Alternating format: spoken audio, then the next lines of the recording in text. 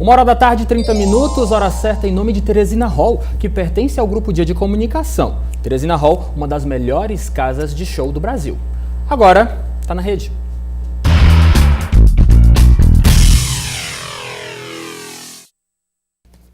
Em nossos estúdios já estamos recebendo Pamela Maranhão. Boa tarde, Pamela, tudo bem? Boa tarde, Lívio. Infelizmente as notícias não são das melhores. Hoje o Brasil acordou com esta notícia trágica lá do incêndio no CT do Flamengo, não é isso, Pamela? É isso mesmo, né? 10 vítimas fatais, 6 jogadores, 4 funcionários e tem 3 outros atletas no hospital que estão aí numa situação bem grave. Um dos nomes que conseguiu escapar ileso aí dentro dessa situação, dessa tragédia que aconteceu lá no CT do Flamengo foi o piauiense Samuel Barbosa. E a gente traz agora um pouquinho as informações iniciais sobre a situação sobre o estado do atleta.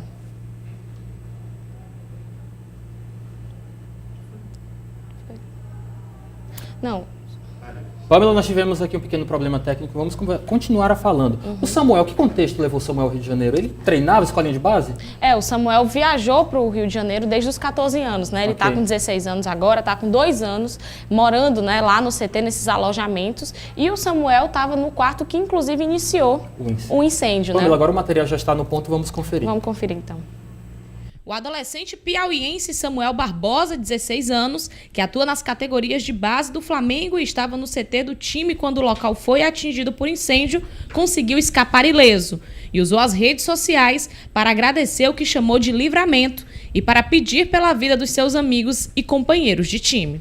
Além de Samuel, outro piauiense identificado apenas como Caio, de 13 anos, também treina nas categorias de base do Flamengo. Mas devido à idade, o adolescente estava com os pais e não no centro de treinamento no horário do incêndio. No local, ficam apenas os adolescentes de 14 a 17 anos. Depois de postar a mensagem agradecendo por ter conseguido escapar, Samuel publicou no começo da manhã um pequeno texto, agradecendo também pela vida de um dos amigos da categoria de base.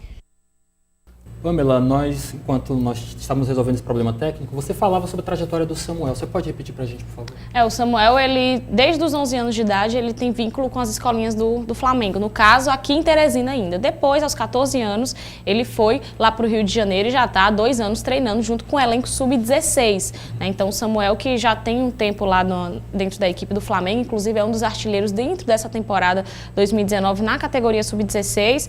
O pai do Samuel, né, está lá no Rio de Janeiro, também teve acompanhando a situação, né? Teve o alívio logo de início pelo fato de saber que o filho dele não estava entre as vítimas, mas está acompanhando de perto a situação dos outros familiares, né? Porque alguns atletas, infelizmente, não tiveram a mesma sorte. A gente teve a oportunidade de conversar, né, com o Washington Barbosa, que é o pai do Samuel, e ele falou um pouquinho sobre essa situação. Vamos conferir.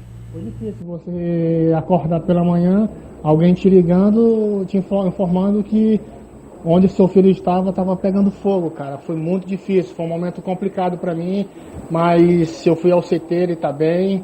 É um momento difícil, mesmo sabendo que ele está bem, é um momento muito complicado. Tá uma situação muito difícil lá no CT, muito choro, tá muito difícil, muito complicado lá. Vou apenas parabenizar o trabalho da nossa produção, Paulo de Oliveira, Jéssica Salles e Marta Lorena, que atuaram neste trabalho de conseguir o contato com o pai do Samuel, não é isso, Pamela? É isso mesmo, né? E aquele momento que lá no Rio de Janeiro, o momento é um dos mais apreensivos e talvez até dos mais sofridos, porque está acontecendo a identificação, né, dos corpos das vítimas fatais, né? Como eu tinha reforçado, já tinha falado no começo, das 10 vítimas, 4 funcionários e 6 são atletas do clube. O primeiro que foi identificado foi o goleiro Christian, e aos poucos está sendo liberado esses nomes das vítimas fatais. Realmente um momento de muita tristeza para o futebol nacional, né? Hoje todo mundo veste uma camisa só, que é essa camisa da humildade. Que tragédia, Pamela. Mas também nós teremos um confronto envolvendo piauienses neste sábado. Agora conta pra gente, por favor. É isso mesmo, né? Falando de Copa do Nordeste, em que a equipe do Altos é o único representante do estado do Piauí, tem jogo amanhã contra a equipe do Ceará, jogo que acontece às 4 da tarde lá na Arena Castelão. E o treinador Leandro Campos falou um pouquinho sobre a expectativa para essa partida depois, né, do momento complicado que o clube viveu aí na quarta-feira, quando foi eliminado pela equipe do Santos pelo placar de 7-1. Então ele falou um pouquinho sobre essa necessidade de se reabilitar na temporada. Nesse momento, nós precisamos principalmente deixar a poeira baixar, né? para depois nós podermos raciocinar e ver realmente qual é o atleta que vai precisar de um pouco mais de um ombro amigo, né? Do aconchego do treinador, do aconchego da direção, dos jogadores, para que ele possa se restabelecer. Então essa é a nossa função. Felizmente, né, o futebol é dessa forma, se cai e tem que se levantar. Nós não podemos cair e ficarmos sentados, ficarmos no chão. Nós temos que cair e levantar. Então esse é a nossa intenção para esse momento, nós podemos cair e nos restabelecer. E pode ter certeza que essa é uma condição que nós precisaremos de inteligência agora para tentar restabelecer os atletas que precisam. Tem alguns atletas que têm uma personalidade muito boa, muito forte, esses não precisam da gente dar a mão para levantar eles, né? Agora alguns a gente vai precisar com carinho, com tranquilidade, trazê-los novamente para eles poderem ter esse novo desenvolvimento, né, após um baque como foi o de hoje. Nossa amiga Pamela Maranhão está viajando daqui a pouco, vai acompanhar esse jogo de perto, não é isso, Pamela? É isso mesmo, né? Então a gente vai acompanhar essa partida e lembrando que dentro da Copa do Nordeste, como o grupo do Alto está bem embolado, está uma briga boa aí, dependendo do resultado a equipe pode até assumir a liderança, mas vale lembrar que o favoritismo também todo com a equipe do Ceará, a equipe grande, joga em casa e que está aí em Série A de Campeonato Brasileiro, tem toda uma estrutura bem diferente da equipe do Altos, né? Então, dito isso, deixa eu correr, senão eu perco o voo.